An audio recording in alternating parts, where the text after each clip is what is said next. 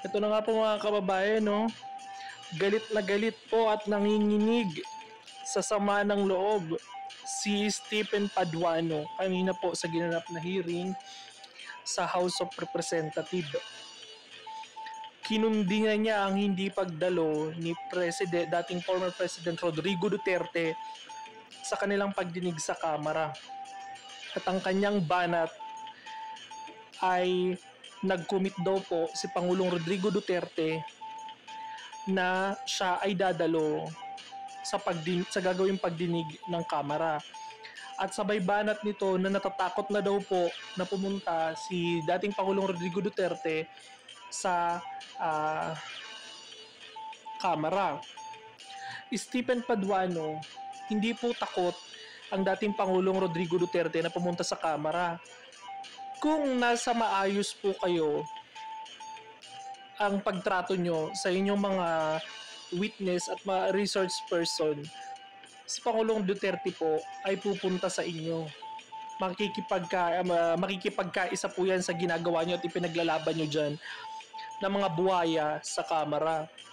Pero ano nga po ba ang nakikita ng dating Pangulong Rodrigo Duterte? Ano po ba ang dahilan niya kung bakit hindi siya dumalo sa inyong hearing na ginawa ngayong araw na hearing na bogus?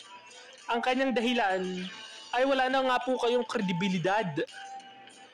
Wala na kayong kredibilidad na gumawa pa at magpadalo pa ng mga resource person at mga witness na ginagawa nyong bogus sa pagdinig dyan sa Kamara.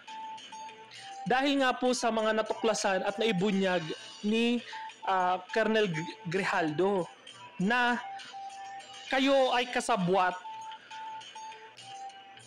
ng mga nagsasalita dyan against sa mga Duterte. Meron kayong mga nakahanda na mga statement na ipababasa sa mga tao. Yan po ang binigyan diin ni Pangulong Rodrigo Duterte kung bakit siya wala ng tiwala at walang kredibilidad ang inyong ginagawang pagdinig dyan sa Kamara. Kahit po anong gawin ni Benny Abante, ni Dan Fernandez, kung tinanggal man siya o umalis dyan sa committee chairman ng Quadcom, wala pa rin pong kredibilidad yan. Dahil sa samut-saring narinig ng taong bayan na galing sa inyo na hindi pinabulaanan ni Dan Fernandez at inamin pa niya na kinakausap nyo ang mga resource person at witness, doon pa lang po ang laki na po ng paglabag nyo.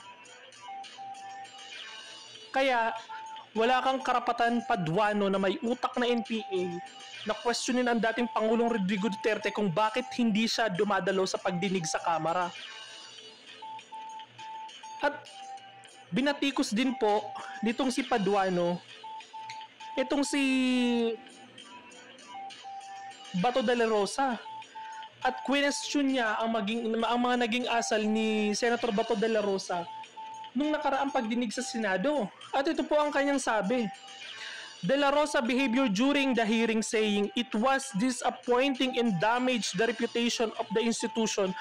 He also pointed out the hypocrites of De La Rosa leading the investigation in the violent campaign, considering he was previously in charge of the police force that enforced the campaign. Ayan po ang naging pahayag ni Stephen Paduano sa pagdinig kanina sa Kamara. Galit na galit po siya, no? Ano po ba ang nangyayari at ipanaglalaban nito ni Paduano? Kayo po ba ay saan pumapanig? Kayo po ba ay nakapanig sa mga gumagawa ng hindi maganda sa batas? Ano po ba ang ipinaglalaban nyo, Paduano? Itigil nyo na yung hearing na mga bogus na hearing nyo na pinaggagawaan dyan sa Kamara. Nagsasayang lang kayo ng bilyong piso at milyong piso sa pag-hearing na ginagawa nyo dyan. Wala na nga po kayong kredibilidad na mapalabas pa kung ano ang katotohanan sa ipinaglalaban nyo. Simple lang naman po eh. Kung meron po kayong maayos, bakit po hindi darating ang dating Pangulong Rodrigo Duterte kung itinuturing nyo na maayos ang inyong mga nagiging state witness at mga resource person dyan. Kung nagawa nyo pong kausapin si Colonel Grijaldo, for sure, hindi lang siya ang nakausap nyo. Marami pang iba dyan na maglulutangan at maglalabasan. Unti-unti na pong nabibisto ang inyong mga kabalasubasan. Ano pong ginawa ni Abante ngayon at saka ni Fernandez? Nag-resign daw, tinanggal na. Ganun pa rin po yan, tananggal or umalis, bogus pa rin po ang labas ng ginagawa niyong pagdinig dyan sa kamera. Ayan po ay pag-aaksaya lamang at diversionary tactics sa mga kapalpakan at kagaguhang ipinaggagawa ng gobyernong Marcos. Ayan po ay diversionary tactics ng kahirapan, kagutuman, pagmahal ng bilihin, pagtaas ng krimen. Ang mga yan po ba ay nasagot nyo? Ang flood control project na hinahanap ng taong bayan, ang ginagawa nyo pong hearing ay paglilihis sa tunay na kalagayan at estado ng pamumuhay ng taong bayan. Ang lumalalang kapalpakan at bumubulusok na kapalpakan ng Marcos administration ay hindi nyo po mapagtatakpan. Babalik at babalik pa rin po tayo sa tunay na kalagayan ng ating bansa, Paduano, tandaan mo.